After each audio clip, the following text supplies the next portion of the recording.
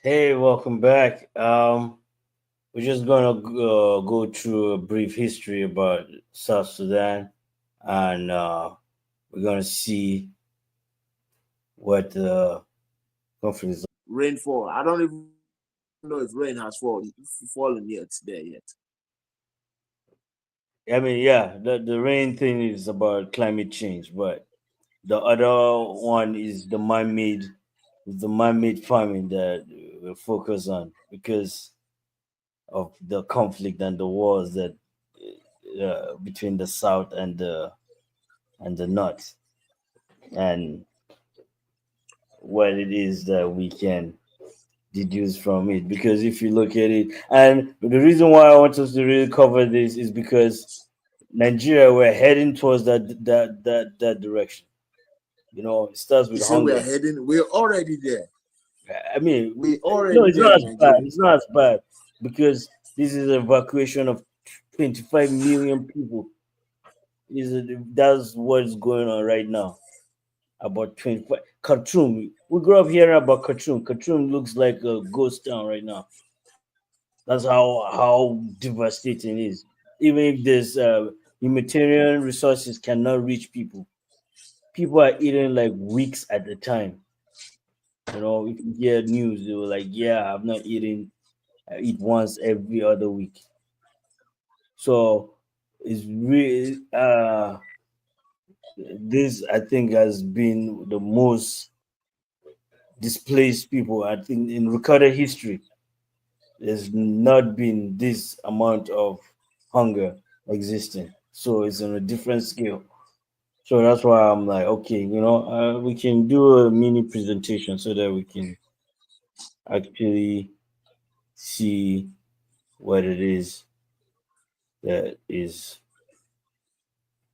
have a full detail of explanation of the thing. A revolution started to spread throughout Sudan. After decades of living under President Omar Bashir's brutal military regime, civilians pushed back. They wanted a democracy in their country. A few months later, this man and this man helped take down Bashir in a coup, and then promised protesters the future they had demanded.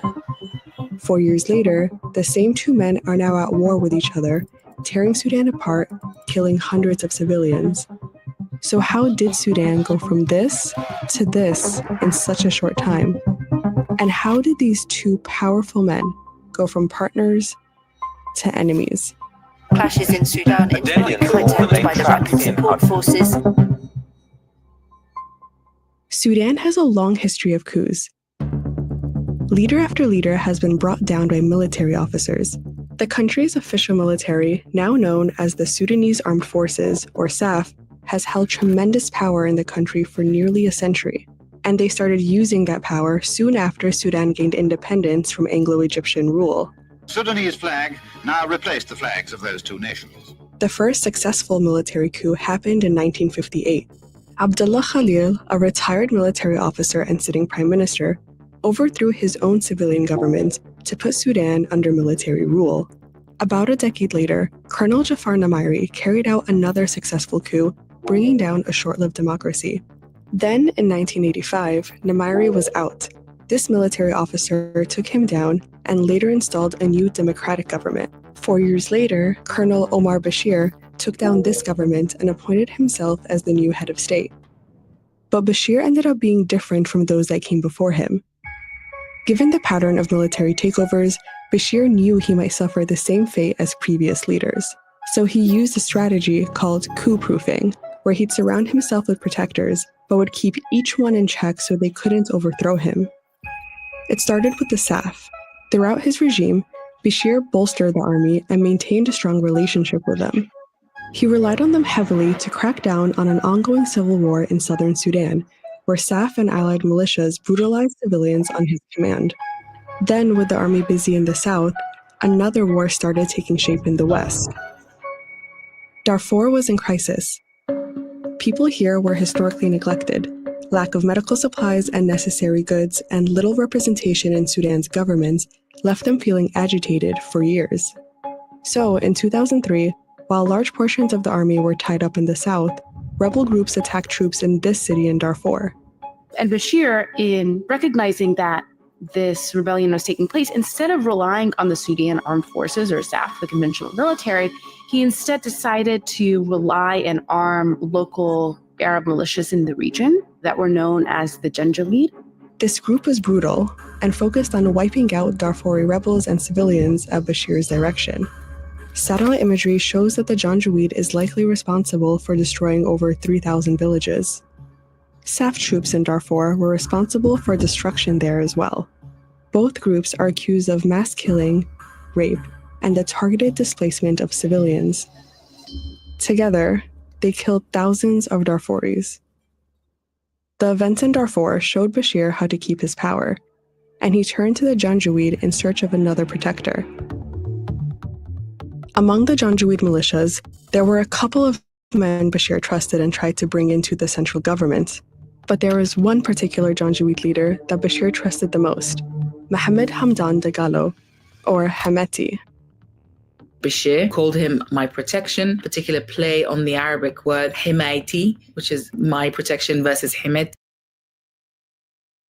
I don't know. Does anybody have so far any comment on what's going on? Oh shit. So is this tied to the Sudan Republic as a whole? Yeah, this is like a breakdown of the genesis of what has happened when they got separated. I think what they're now highlighting is the religious aspect of it. So there's okay. This is before they separated. Or still Sudan at this time. What? You're breaking up. I think they were Sudan at this time. This is before they separated, right? Yeah, this is before they separated. Yeah. So that's why there's the West. They just covered the West and how the guy on the North is having that power and it's searching for more. So yeah. In doing my research, it's very confusing. The British refused to see them as one, and then just to see them as one because it was easier for them, and then rescinded on that effort. And then when the Muhammad Ali dynasty took over, it was another mess over there too. So it's a very complex history they're coming from. Yeah, I didn't even know. That's why I was looking at it more, and I'm like, wow, this is complicated. Of course, they have that tribal thing attached to it, but as we know, farming too can be as a result of human political failure, which this is in play. But so far, before they split up. So, but yeah, we can continue now. It's almost done. Which is his nickname. By 2011, the long and gruesome civil war here ended, with South Sudan gaining independence, leaving Bashir in a weak position. And soon after, Sudan's economy tanked. Many of the oil resources that sustained the country were based in the south, which was no longer under Bashir's control. To strengthen his power, Bashir gave Hemeti and the Janjaweed official status as a paramilitary force called the Rapid Support Forces, or RSF, in 2013. At first, the group was placed under the NIS, Sudan's intelligence agency, also one of Bashir's protectors, even though they were supporting the SAF in the ongoing war in Darfur. Then, in 2017, he passed a law placing Hemeti directly under his command, making it clear that the RSF's main purpose was to protect him. To maintain the RSF's loyalty, Bashir gave Hemeti financial autonomy and allowed him to take control of some of Darfur's gold mines, smuggle weapons and minerals into places like Chad and Libya, and send troops into war-torn regions in exchange for money. At the same time, Bashir continued to let the SAF have a hand in major industries like weapon production and telecommunications. While Bashir was busy, you see the chart, right? Weapons of where and the genesis of how where Boko Haram can likely get some funding and some kind of connection. Like This is a hard region. Yeah, this is a For hard sure. region. Yeah. Yeah. So I'm just Is like, it? yeah, yeah, Yeah, you can draw a straight line from this to Boko Haram and everything yeah. else that we are going through in Nigeria. So let's not look at it as one kind of very strange or something very far away from us. Crisis in other places can indirectly kind of affect you. I mean, I So would even argue that this is a direct effect of yeah, because I yeah, mean, when these people were displaced, obviously this most of these Janjaweed people, they are nomads. They are nomadic in nature. They are hmm, not from Sudan. They are not from Libya. They are rapid yeah, response forces. So they realized Nigeria was in a very volatile position. So they came in and essentially took over took over. Yeah, and because I think there are rumors that Buhari was the one that brought them in case he didn't win the election, right? I don't know how true those rumors are.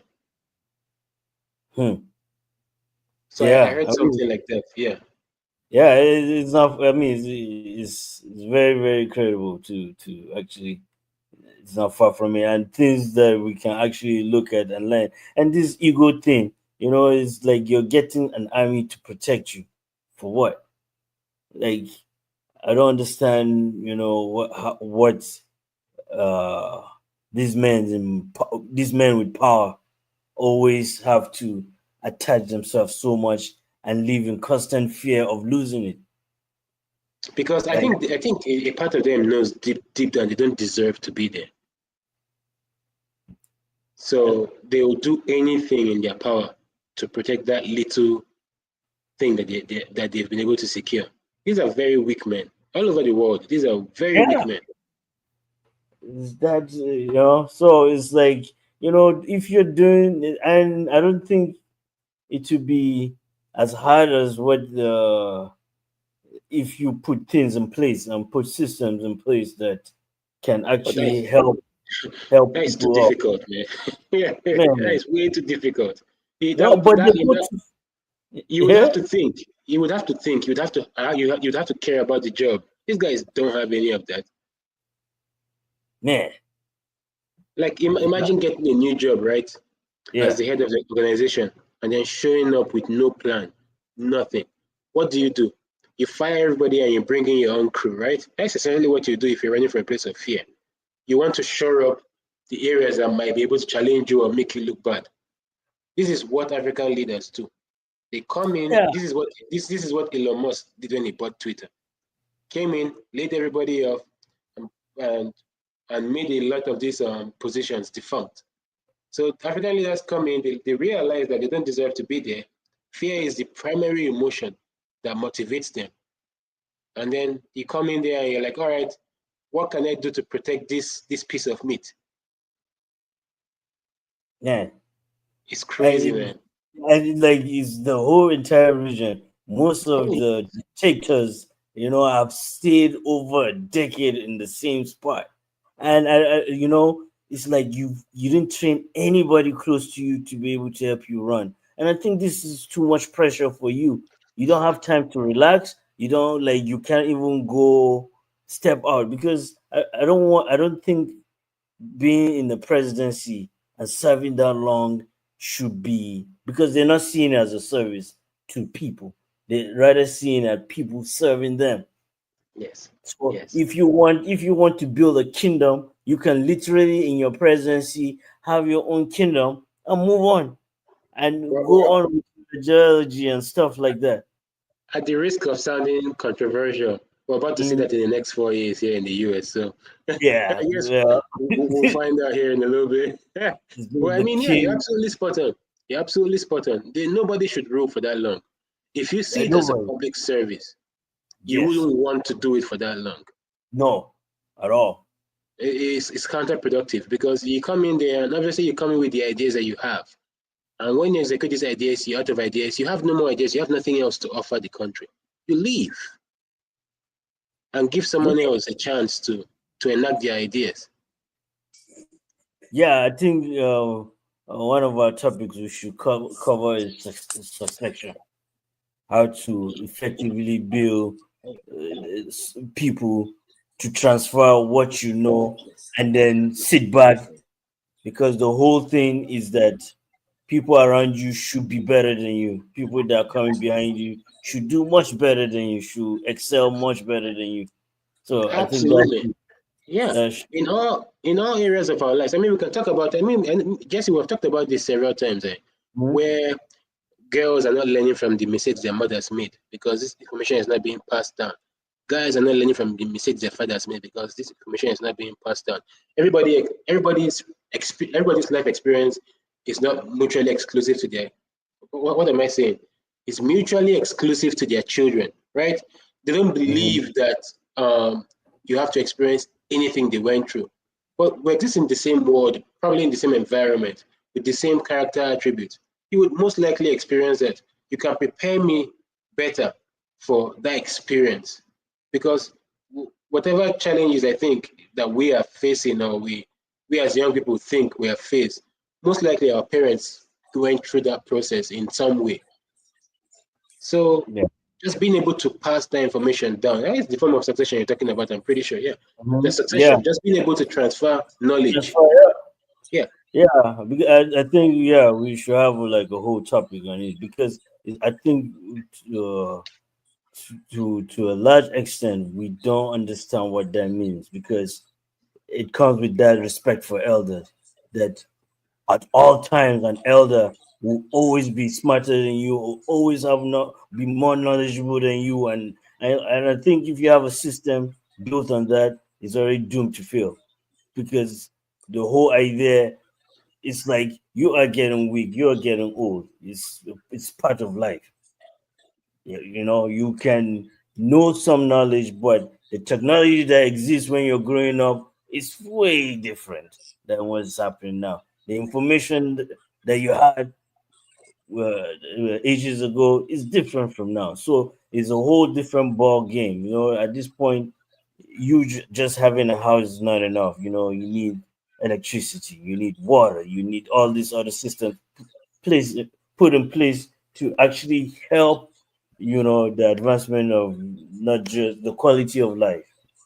I think that's one major part. And these people come with ego, and most of these people that are in this position are usually older men, and they have this huge ego that they have to protect and put everybody at risk just to protect the thing. At the long run, it doesn't help, and it can always tank the whole country. Just put people not just financially in poverty, but this change that they're having is a lot. But yeah, Emeka, what's up? When a man is ignorant of who he is, the people he's supposed to guide, and his own surrounding, he's gonna end up making uncalled for mistake. It's not wrong to give respect to elders, but being an elder is not all about a birth date. If you're better than me in doing a certain job, in that aspect, you're my elder. I might have a longer birth date than you, but if you're better in computer than I am, you're an elder in that field. An elder is someone who's more experienced than somebody else. But most of this African leadership has seen it as just a gray on their head. And they forget that that is not just the only way to rule. We're talking about Bashir right now, the Sudan guy. He had a whole country who were behind him. But as a result of ignorance, he chose to empower one more sect and leave the other ones in confusion. And now the whole place is out. The same thing is happening in Nigeria. You just empower one people and then give the power to just a certain sect of people, and you think the whole people are supposed to follow you. Humans are not like that. They have a very enduring span. But one thing about humans is there's gonna come to a point where they will break. They're not just gonna follow you until they will keep following you, and one day they're gonna actually tell you, "Hey, this is enough." But that's the point where Sudan got to. They got to a point where it was enough, but at that point, too many things have been lost, and now you see it in hunger ravaging the whole country because nobody knows how to manage this situation anymore. They let it get to a point where they couldn't come back from it. They may come back from it, but it's going to take more now to fix than it actually took to break it. So most of these leaderships, they need to understand their perspective. You have to have like something you're ruling upon. You can't just keep running a country based on old ideas and systems that you think used to work then. Yes, it might have worked when they had 1 million people. But what happens when your economy and your people increase? You can't feed 12 people with 5 loaves. It won't go around anymore. Maybe 5 loaves were good for 10, but now there are 20 of them. But you did not create a system to keep replenishing what you use. The economy is going to keep suffering. At a point, everything you do is going to look stupid. Yeah. All right, man. We just finish the video and then we can just round it up and give our thoughts. Making these two forces richer, civilians continue to struggle. Protests broke out in 2018 amid an economic crisis. That's when Bashir faced his biggest challenge, putting his protection scheme to the test.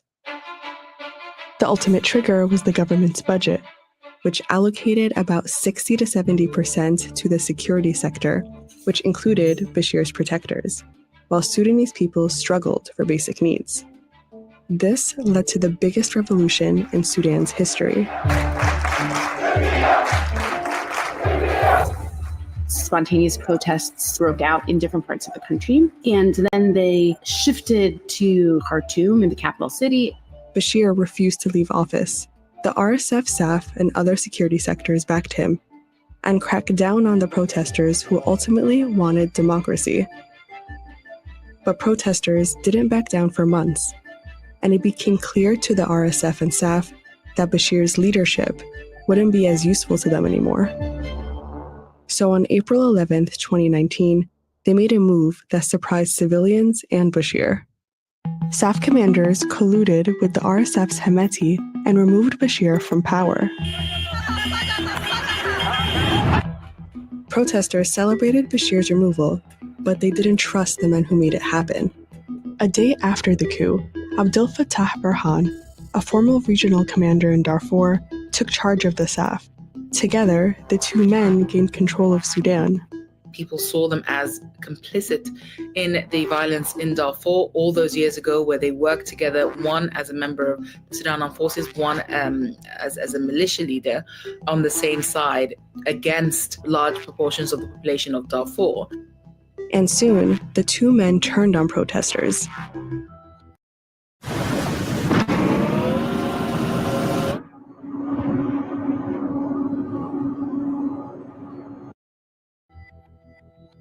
When pro-democracy protests kept intensifying in Khartoum, Hemeti and his forces started cracking down.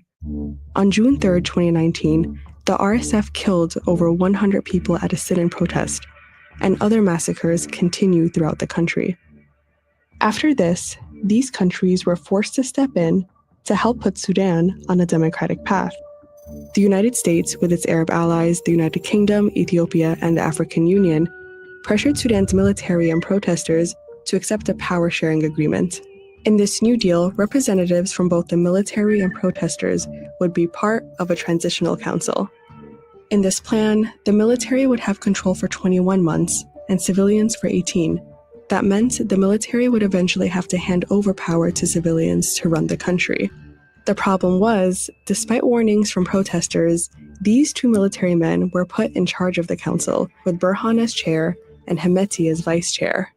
At first, the council acted in line with the agreement and installed a new prime minister, Abdullah Hamdok. But after multiple military interventions by these leaders, like a staged coup in October 2021, Hamdok resigned in January 2022. That made Burhan the de facto leader of Sudan, and Hemeti as his number 2 again. But Hemeti was never quite comfortable with playing second fiddle, especially because he had amassed this fortune and had positioned himself to play the role of statesman almost better than Burhan himself.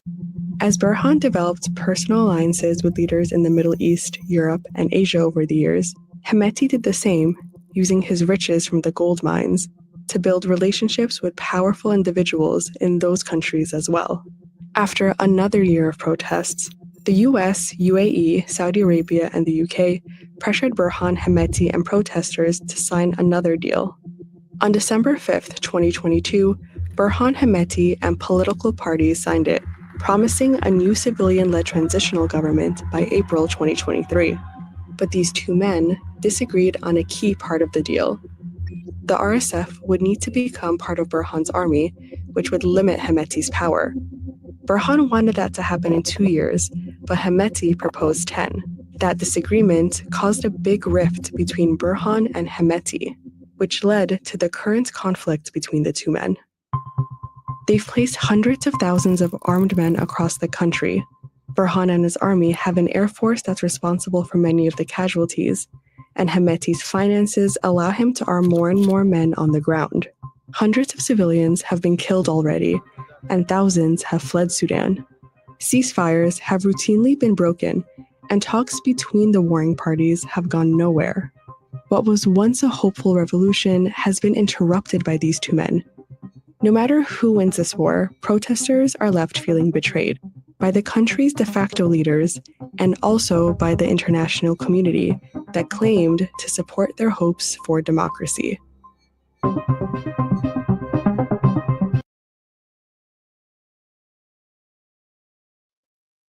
My goodness.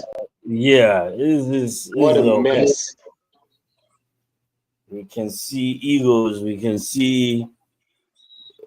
see a whole bunch of things playing to part. Like I mean, it was almost Nigeria with Abdul Salam and Buhari, and then when MK Abiola thing happened to that transition. But Jesus Christ. this What a, man with power, man, what is it? What can we explain? How can we explain? Because this is on a high level. Because if you break it down on, with executives, with managing directors, and keep going down and down the line, even to as a nuclear in the nuclear family, you can see that kind of charge that people have in their family. They want to play that role that it's okay for you to delegate. It's okay for you to always put yourself in a position to grow because, in the natural sense of it, as long as you're living, you're still growing. It doesn't matter what age you are, and you have to leave room for you to learn new things, and learn how to. You won't get everything right. We're not saying you should get every single thing right, but you should always be aware of you don't know everything and you can make mistakes, and it's okay for you to transfer power and build a system. And I think that's the biggest thing. There's no this they don't believe in the system they have because they're running it out of fear. So if you're running out of fear, you'll be scared, or there's no trust with what that other guy would do. One is in charge of the air force, the other one is in charge of the military on ground. But of course, it's going to lead to this chaos. And the unfortunate thing is that civilians are going to suffer, and now there's no food because there's no time for anybody to plant anything. There's no farmers. All these other systems are broken down. But yeah, that's a little. I don't know if anybody wants to add, but that was like a brief history of the conflict explained in a brief way. I don't know I if you've mean, I seen think it. Mm. it actually does get really darker from the 1800s to the early 1900s. 19th to 20th century is much darker than this. This is just a recent conflict. I mean, this is pretty bad, but when you think about the effects of all the invasion from the Albanian Ottoman Empire that actually came in there and took over, it was a mess. That entire region has been plowed through. I mean, I mentioned earlier about the Muhammad Ali dynasty that ruled it. They ruled that place for 4 or 5 generations. So that whole area has been a mess. But the thing that I find challenging is how we as Africans have led other African countries to their own I guess, ways, because it doesn't make any sense to me how one African country will be oppressed and the other one will be free, and you think you have freedom. You don't have freedom. But we're talking about how this conflict and the one in the demise of Mama Gaddafi has led to the instability in Nigeria. These are straight lines. You don't have to make any kind of curvature. They're not angles. This is a straight line from Libya and Sudan and Chad to Nigeria. And then we have these individuals asking for open grazing and things they were asking for in South Sudan in the 19th and 20th century. The nomads, open grazing and land allocated to them by the government. This is all ridiculous. And these guys at best are nomadic settlers. Now, we can go back and forth as to who the true aborigines are in other African countries and who the settlers are. But because of the very, very complicated history of African countries, invasion, colonization, all of these things, we chose to blur these lines. But I was going to mention something earlier that you guys mentioned about respect. I mean, there are sayings out there that state respect occupies a space where love is supposed to exist in. And I feel like when you love, I don't know, I think we need to reorient ourselves as Africans on a lot of things. The idea of how we view ourselves, how we view the world, how we view our leaders, how we interact with our environments, how we interact with one another. All of these things are very cautious tales. They're cautionary tales for all of us. Because I mean, for example, when you exist in the continent, the way we first of all, let me talk about the family, and I'll go to the church, and I'll go to the environment. As a family, the way we disregard politics. Oh, those people, we tend to view them as an abstract concept. And then when you happen to know one or two people that are involved in it, it becomes less abstract, but it's still, in the grand scheme of things, abstract. In the church considers politics as a filthy area of government. And it's like, okay, these are people that actually affect you in laws, affect you in laws. But we don't want to get our hands dirty in that. And then the environment has a certain disdain for politicians. And they have absolutely earned that disdain to the last molecule. Don't get me wrong. But the idea that something that you hate should work for you doesn't make a lot of sense to me. It's counterproductive. How do you despise something and yet expect from it?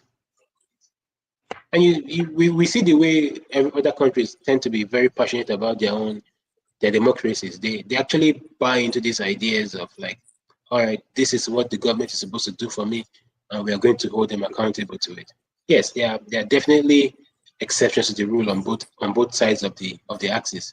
There are some that go too far into it, and then we have other countries that don't go into it at all. But when we view our government as a form of public service, that desire to govern goes away from those people that have, I would probably say, ulterior motives, or those ones that don't have a plan, towards the individuals that have a plan. Because the thing that these politicians do is when they get in there, they monetize all of these political positions. It becomes like ridiculous sums of money attached to them. And you start to wonder, like, how can you write laws to benefit you in a service that you're doing for your own country? I don't understand that concept. It's mind-boggling. But this is a different conversation for a different day. But we as Africans, first of all, need to learn to love ourselves, love our brothers and sisters, and then embrace the idea of what we want to accomplish as a continent. There's no, it's Ghana's problem, it's Sierra Leone's problem, it's Liberia's problem. It's not going to work that way. And the world knows that. So during the 90s, when Nigeria was actually playing a major role, even though in a military capacity as the ECOMOG forces, I mean, we were like 85 to 90% of the ECOMOG forces were Nigerians. we had more leverage over how a country could be run in Africa. At least a smaller country, East, West, South. Obviously, we didn't have a lot of control in North Africa, but the East, the West, and South Africa, we had some kind of role to play, and we played that role to a very good degree of measure.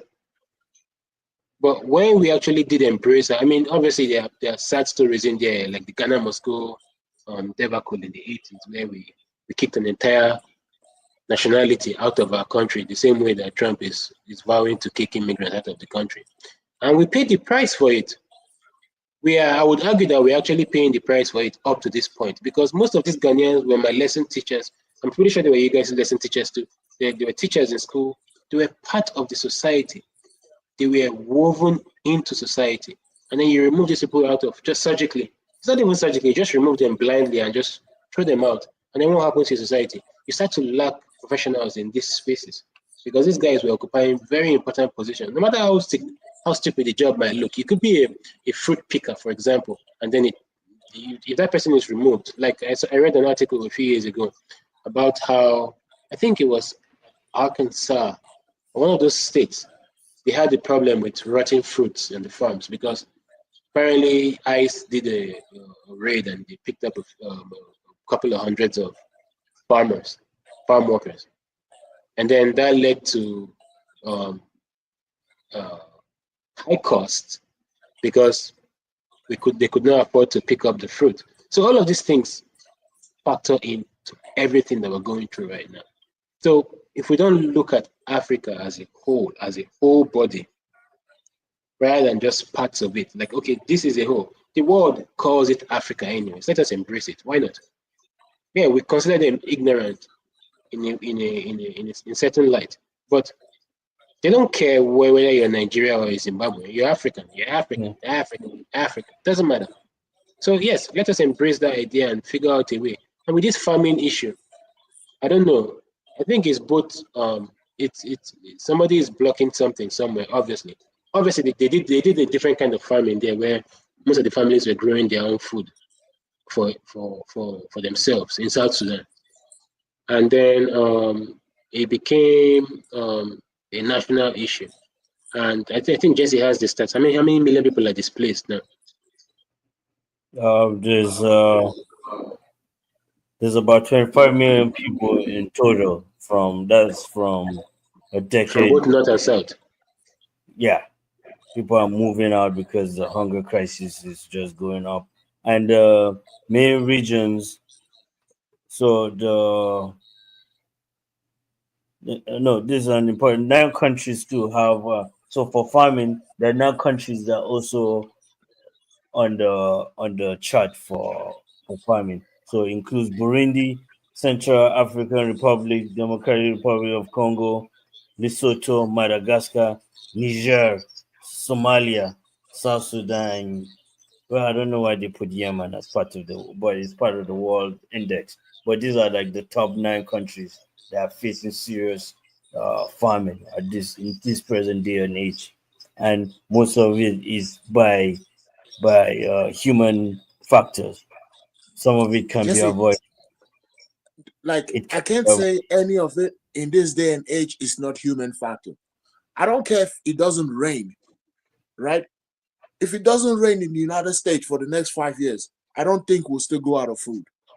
Yes, it might make it difficult, but there are things that could have been put in place.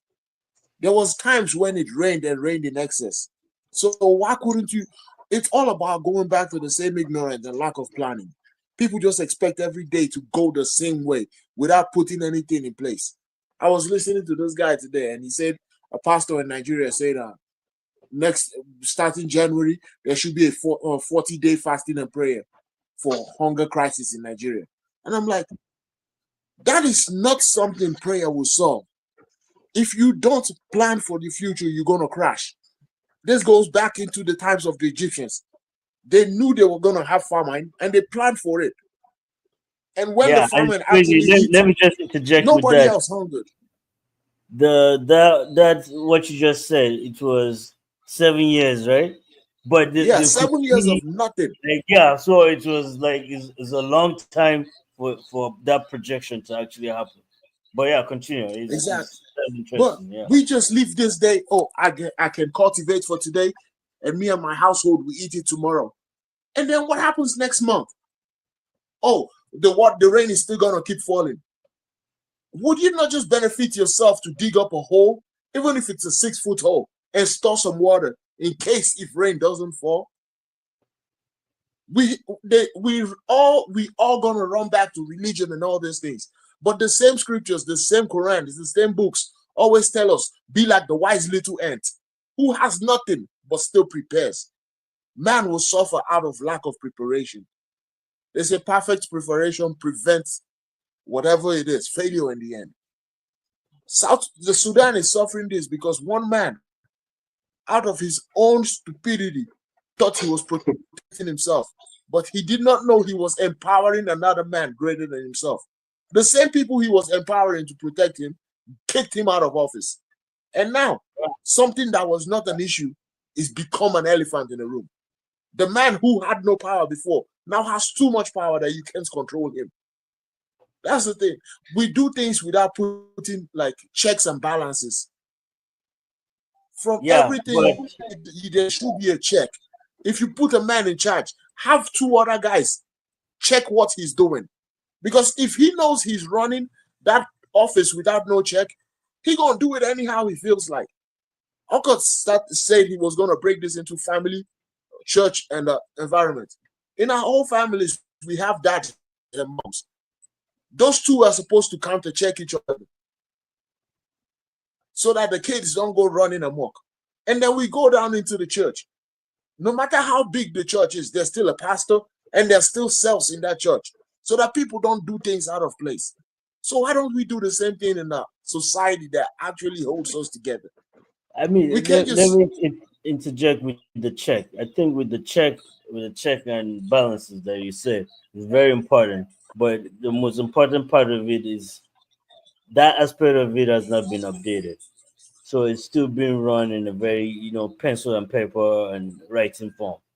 So I just had a conversation with a lady that used to work in the Nigerian airport system, and she was giving me how, when they're printing the checks and the checks in the written checks, it's being printed in central bank, but the people in charge tell them to print 2 different checks.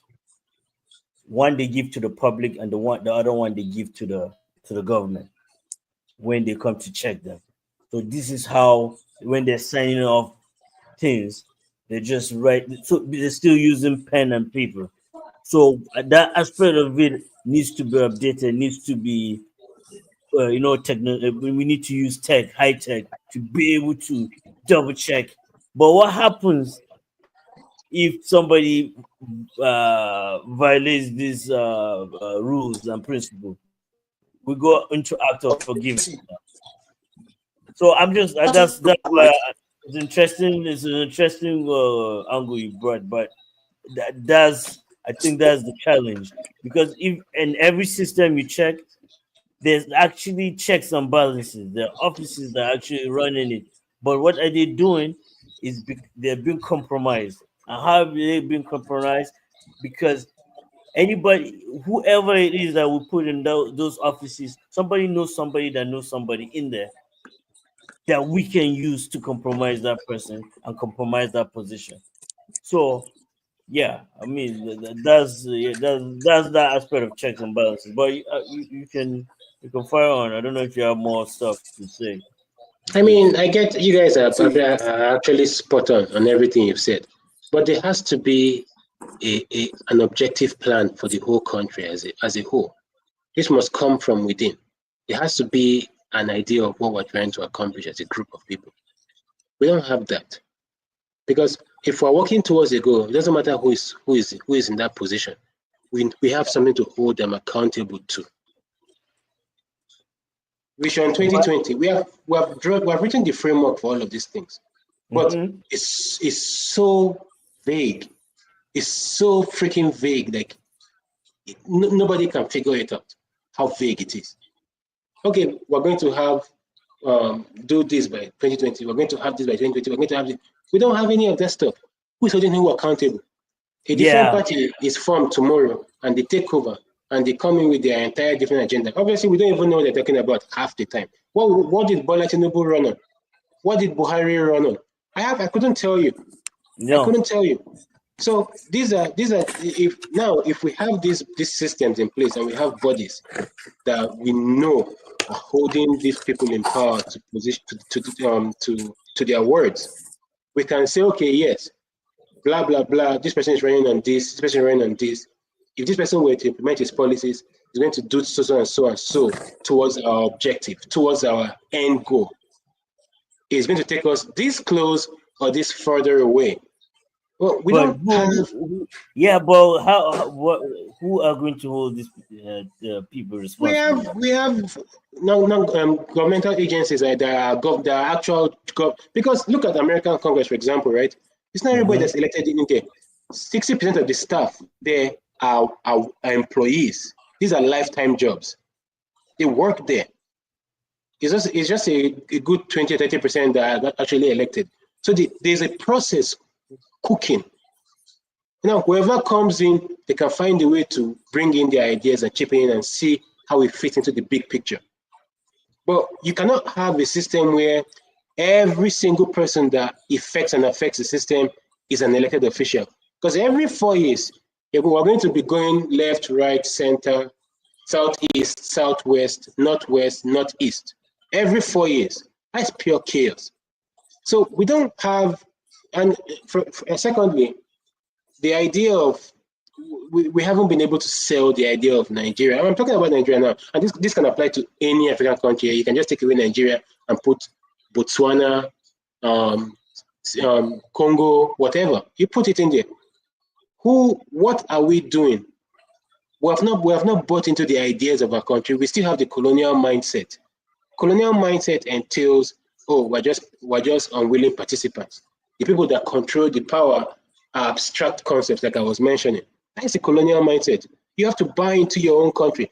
I was talking to you. I met a British guy a few weeks ago, and we're talking, and he said to apologize to me.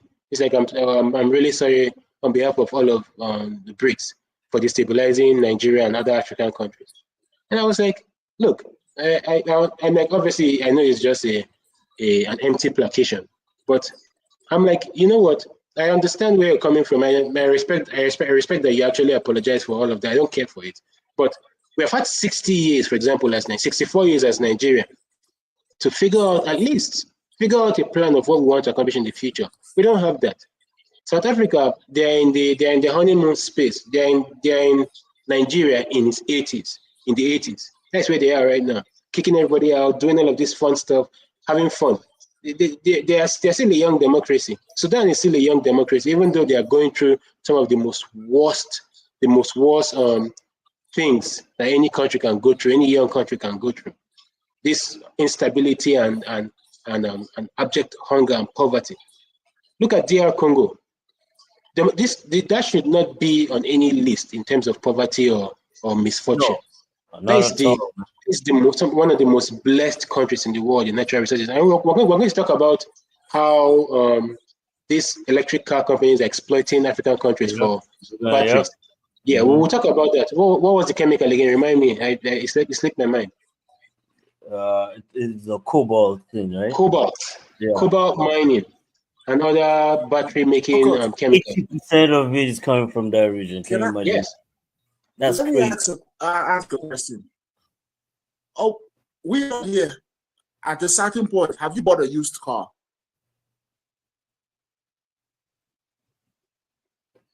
Yes, it's not a rhetorical question. Of course, yes. At a certain point, right? When you got it, it wasn't always the best way you wanted it to, but you had to make it become your own. You started doing things to it to make it become your own. So that's what you were saying, okay? You said most Africans have not bought into this idea of their countries being their own. The Brits might have colonized us in the past. And guess what? I don't fault them for anything. A man came to explore. He found something that nobody was using so good. He decided to call it his own. Yeah, I mean it's That's facts, all it right? was. I mean, But the way He you called say it it his though own. is a little blunt. I like it. yeah, facts. You can't don't get expect him to that. put in place what he doesn't need. The Brits they did not need no power then. They had enough to control what they needed.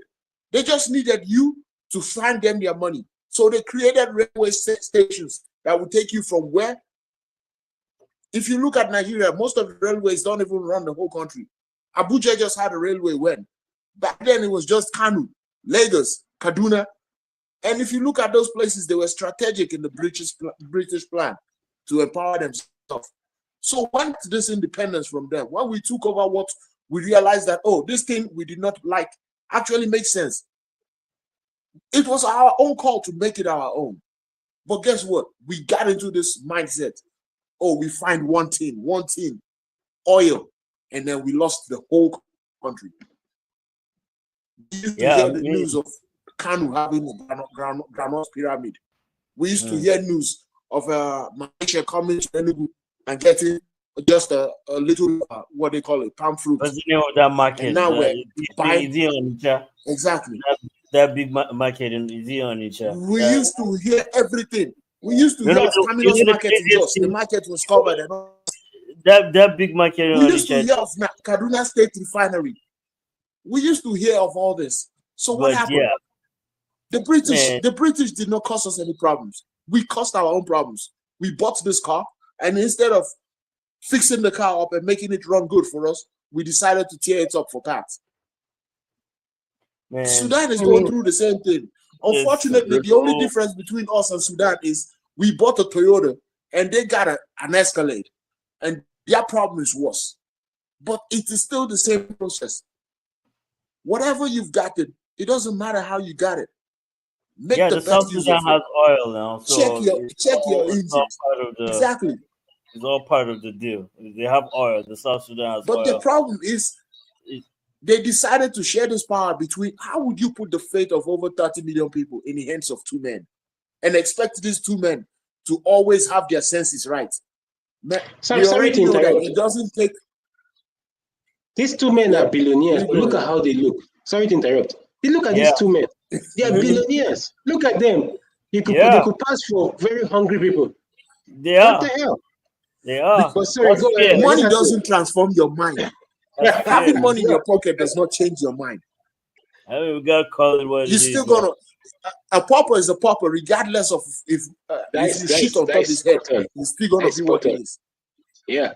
Americans will. If a poor American leave America and comes to the shore of Nigeria, he still lives with this mindset that, man, I am good enough. I am wealthy enough.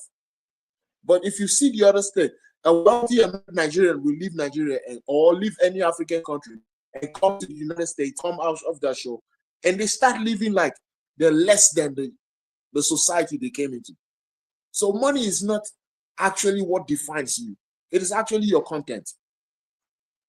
Money is like let's say putting a logo of a Mercedes on a let's say a Volkswagen. Yeah. It's still a freaking Volkswagen. Yeah. But then if you take the logo of a Tesla and put it on a Mercedes, it doesn't change it that much. It's just a it shape. just makes a fancy car look more fancy. So that's the same thing. Okay, I think the conclusion we need to get into the sense of the conclusion to this. Yeah, I'm saying my own conclusion is. Are you glitching or something's going on? Hello? No, I thought you were about to say something. Yeah, it's kind of bad. Emeka, you were saying that your conclusion is what? My conclusion is we got to take ownership of what is ours, control it how it should be, and stop. Like, we can't put the power of 30 million people in the hands of two.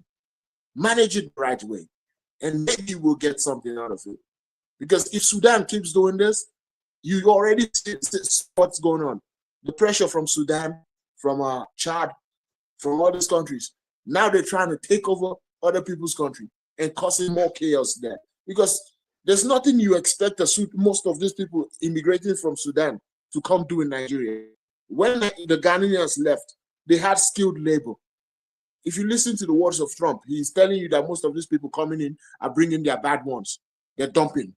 So that is what most of these other countries will do to you. They will dump a pattern of thinking. They will dump a system of how they operate. And then they're going to expect you to accept that way. Before you know, chaos will break out again. All right. So All right. we Yeah. can't I'm, go fix them overnight. yeah. I mean, that's why I was trying to just draw a conclusion. Is this is a failures of systems, political systems, failure of food systems, a failure of technological system, and and the failure of paying attention to details.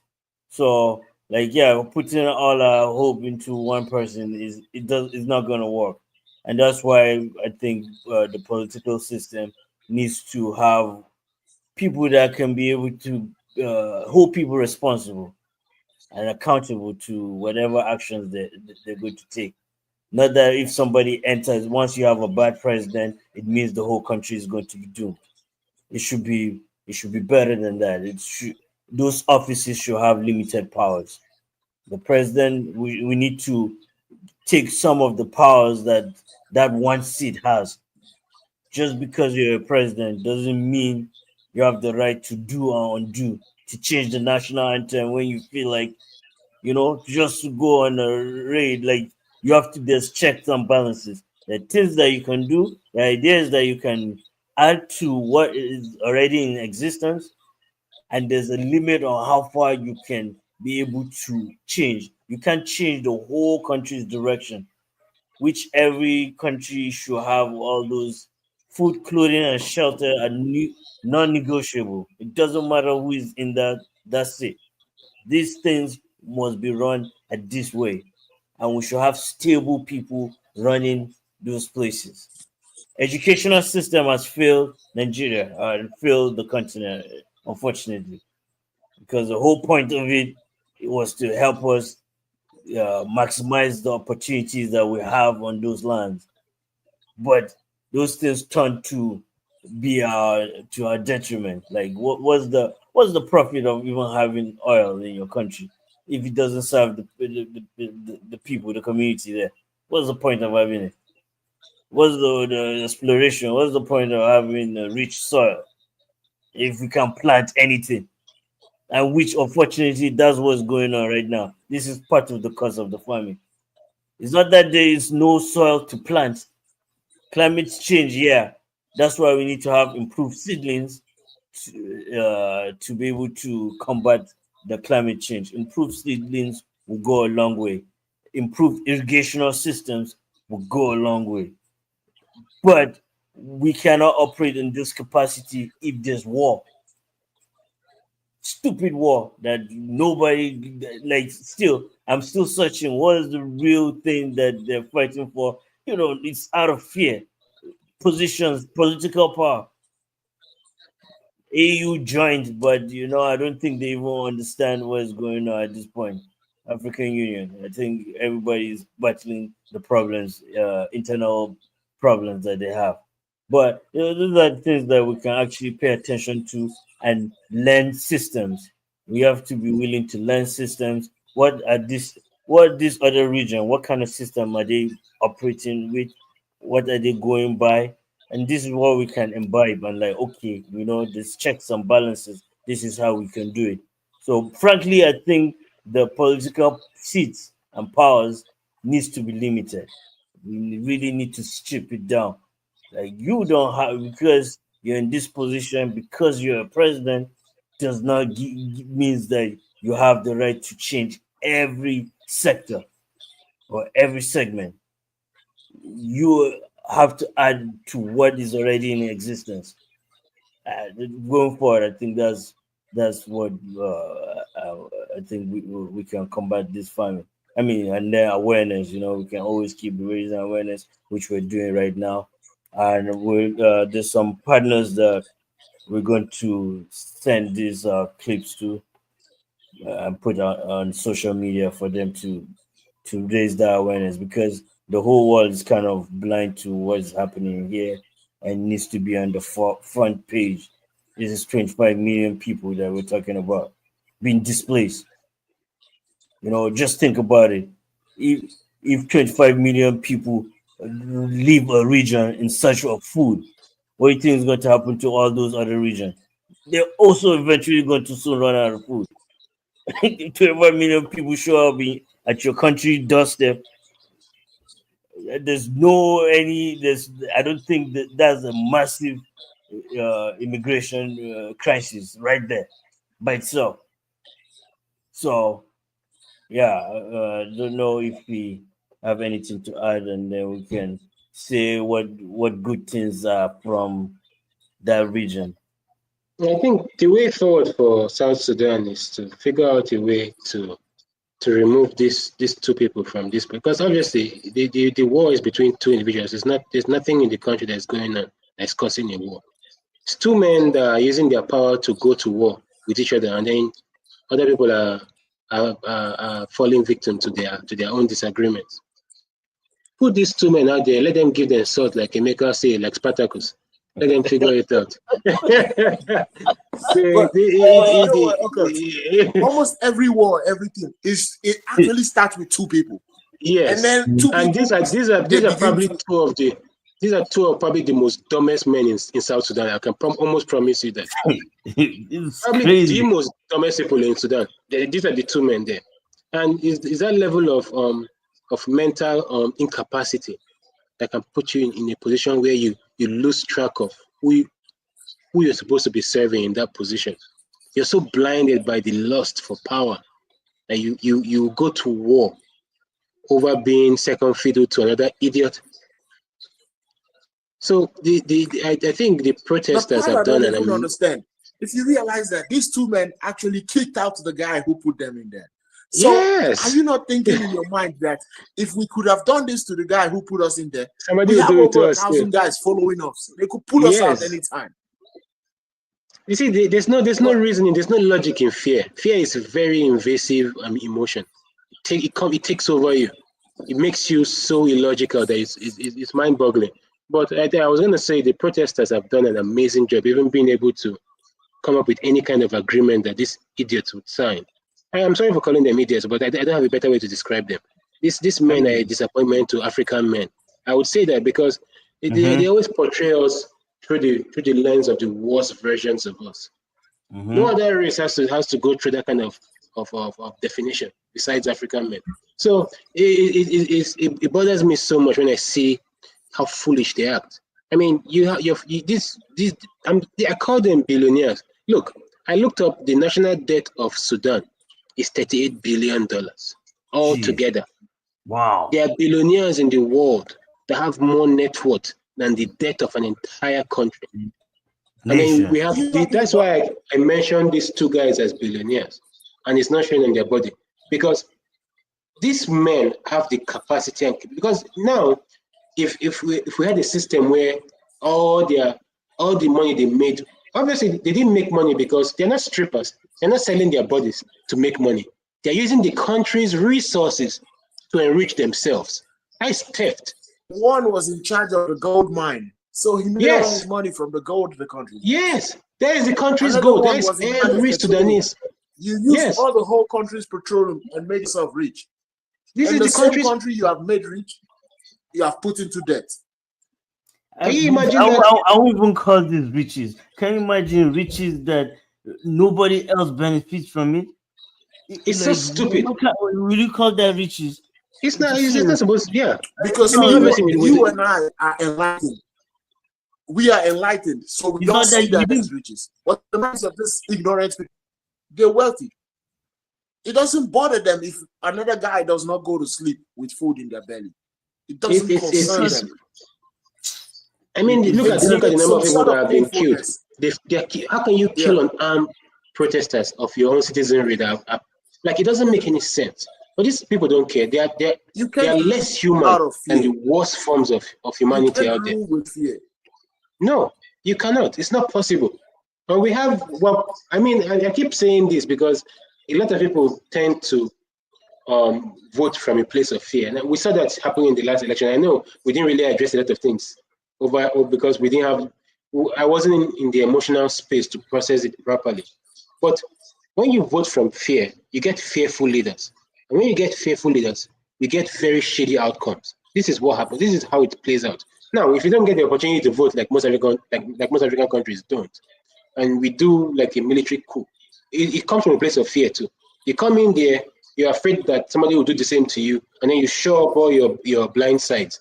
And then now we have built walls around ourselves as individuals. You're not even open to ideas. You can't. There's no growth in that. It's just a very rigid position of standing still in the midst of fear. And what happens? Like Jesse always says, a foreign entity comes with a stupid deal.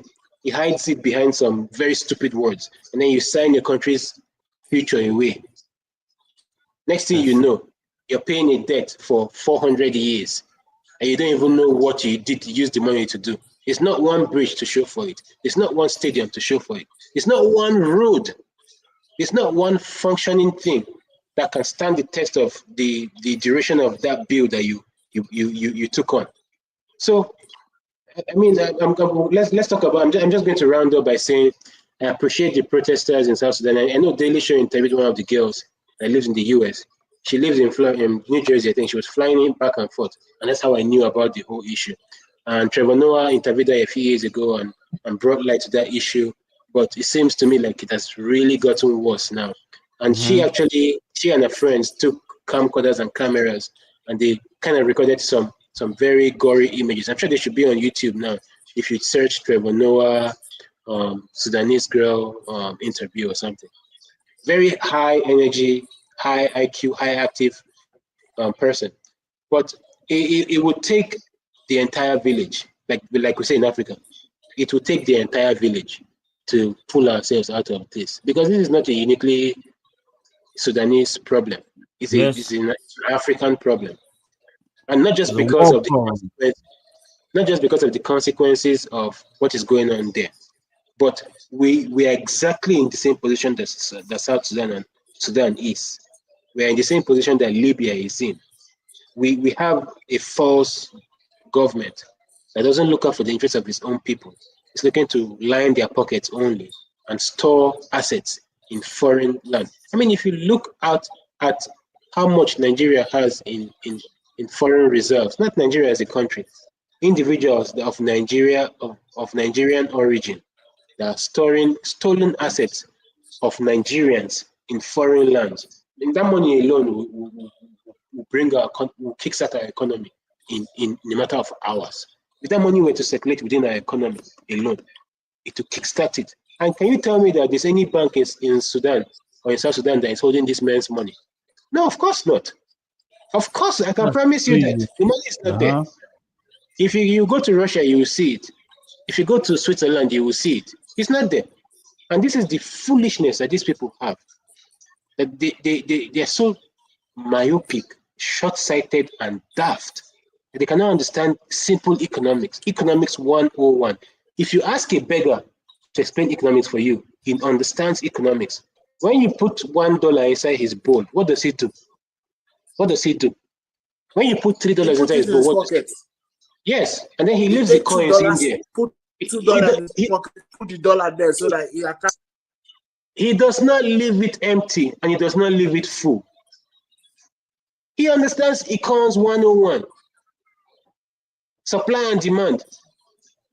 You cannot pull out of a society that much and expect things to be all gravy. What the hell do you think is going on here?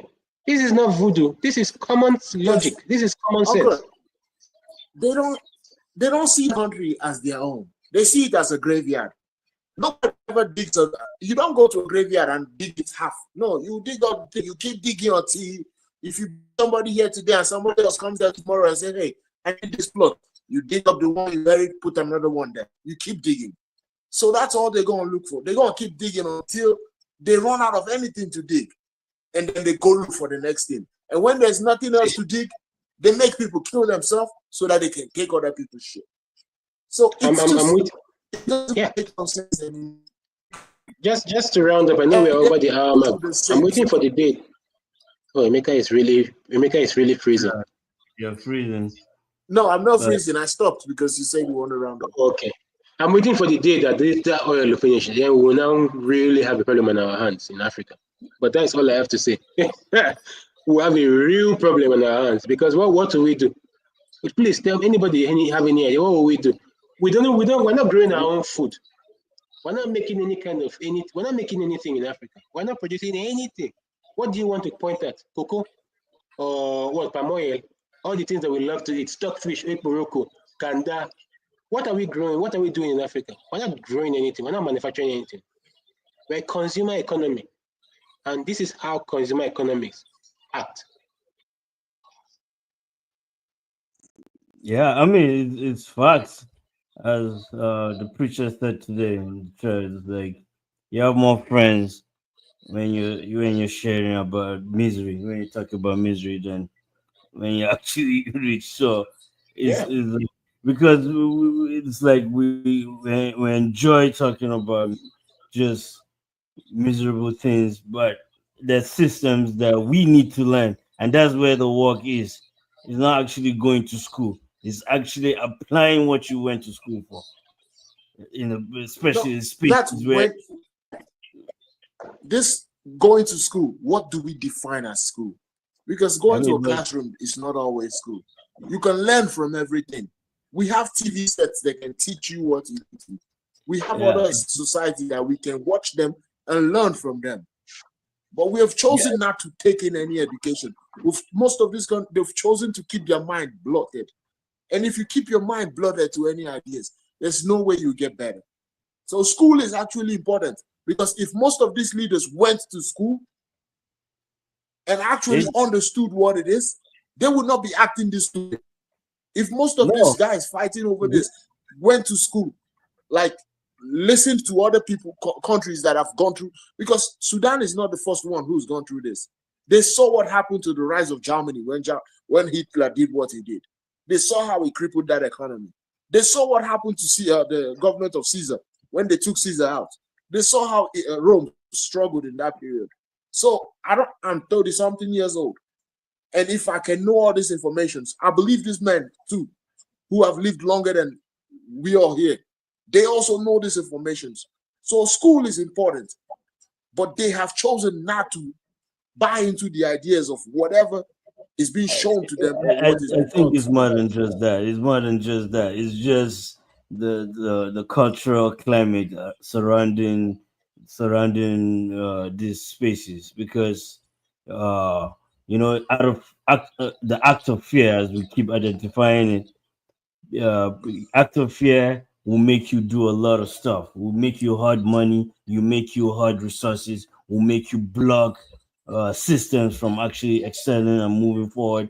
So fear plays a major role, but I think the way we can combat it now, there's AI. I think we can place AI in some of these checks and balances.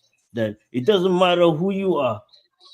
When you're going to draw about 100 million out of an economy, like it's not just going to disappear and we say, oh yeah, monkeys came and stole that money, and the story will just die. Like, can you imagine that? This is this happening in the Senate. People talk about I was I asking want this to question. become a and monkey. snakes eating the money.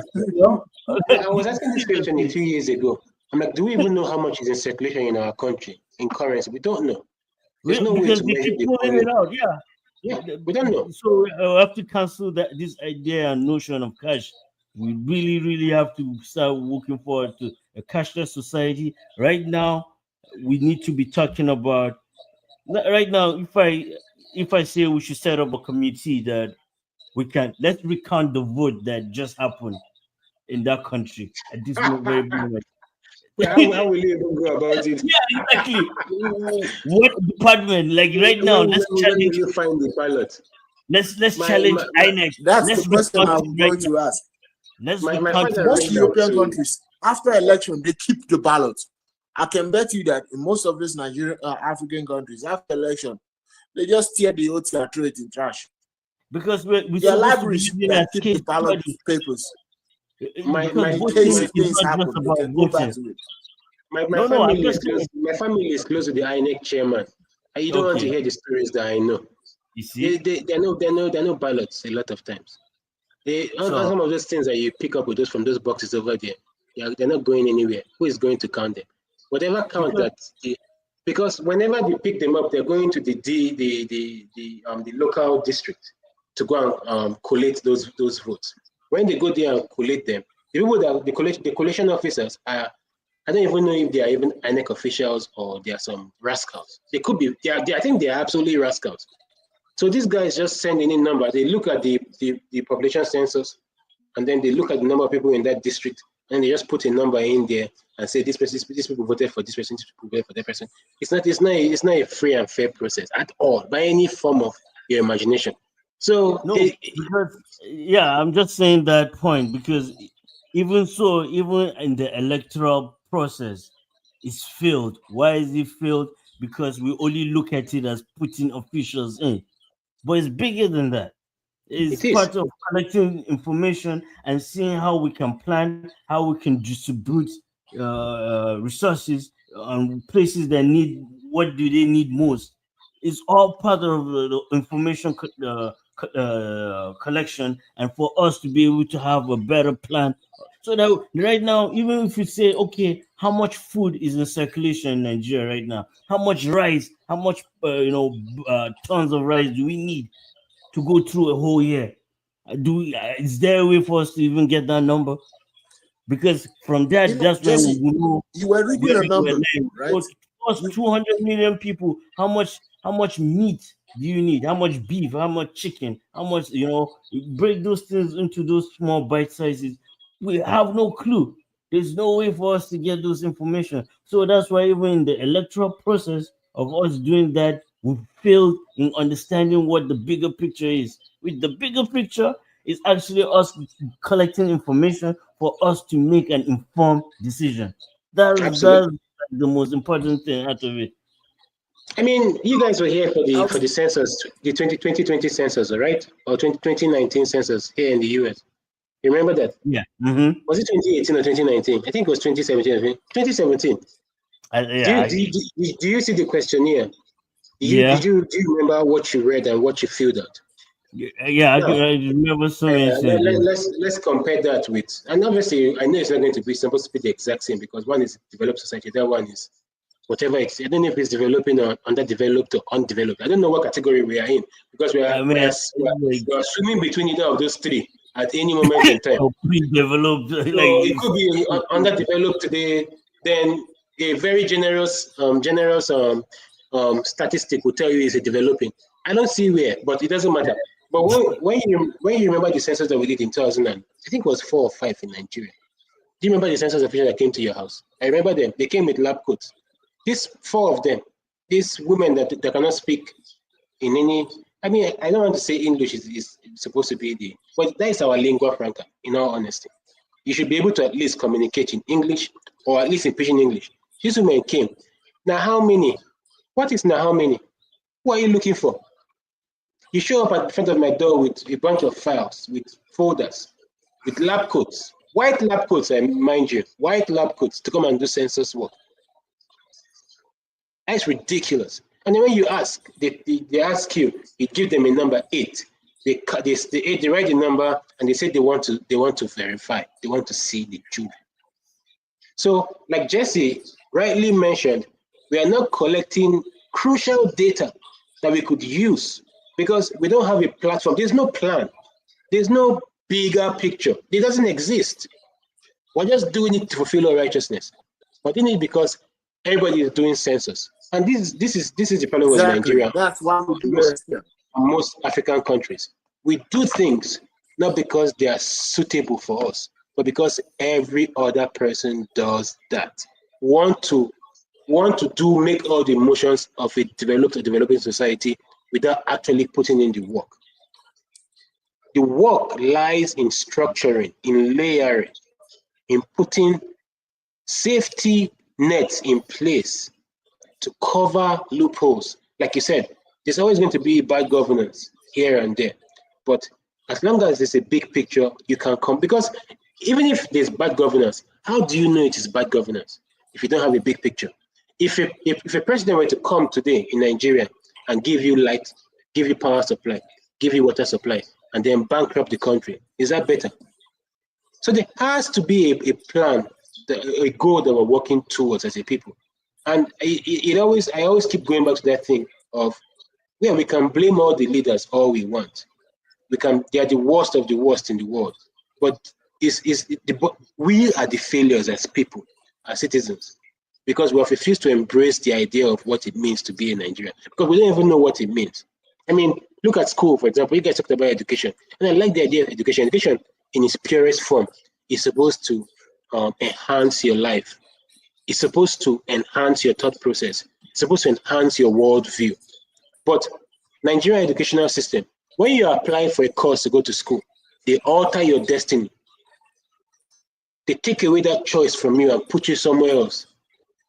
There's no place in the world. I mean, I normalized that thing for years until I actually realized that any school that puts you in a course that you did not apply for, that is anti-education, because you've taken agency from me as an individual.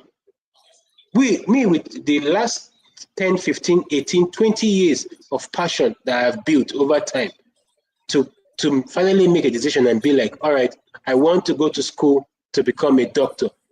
Then you look at my application and you tell me, oh, your grades are not good enough. We'll put you in microbiology.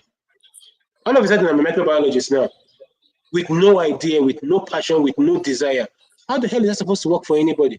And it's not one person in the society, it's every youth in the society. I would argue that it's less than 5% of the population actually get the course that they applied for and graduate from those courses. So not even that. Get a chance to go to a school that you choose. Yes. You might have the best grade, but because your name is Okotunta, I was born in Kaduna State. It's not side. This is where I've grown to know. But I cannot go to a school in that region because they don't see me as part of that society. Yes. But this is the place I was born in. This is the problem. Now, do you blame government for that, or do you blame the people? We are the problem. We need to reorient who we are, how we view ourselves, how we interact with one another and our environment. And until then, South Sudan is going to be what it is, and Nigeria is going to be what it is, because you can call it victim blaming, and I can see how you will get to that point from what I'm saying. But I don't understand how we keep doing the same things. The same exact, like, we're not even changing the protocols. It's the same code we're still writing. Like, if X jump twice, if jump twice and X is true, equals false. The same protocols. We're writing the same code every single year. Every single day we wake up as Nigerians, as Africans. Every day that we wake up from the bed, we are, because, and look, I'm not going to be the most popular person in the world if I say this, but we do have a savior mentality. We do have it, and I understand why we do have it. And there's nothing wrong with it if you apply it in different aspects of your life at different times. It's not a general blanket cover or rule. It doesn't work.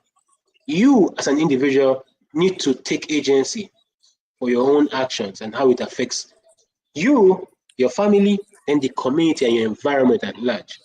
When you don't look at it like that, we've already failed. We have failed already. Because when I wake up in the morning, sorry, I know I'm just rambling, but let me just round up. When I wake up in the morning, when I open my door and I kick my car and I'm ready to go to work, I've affected people's lives. That's how serious it is. When I get to work, like me, I can be in traffic and throw somebody's day off completely without touching the person. Maybe just saying something or cutting into the person's front. But that's how much effect we have as humans in our environment on one another.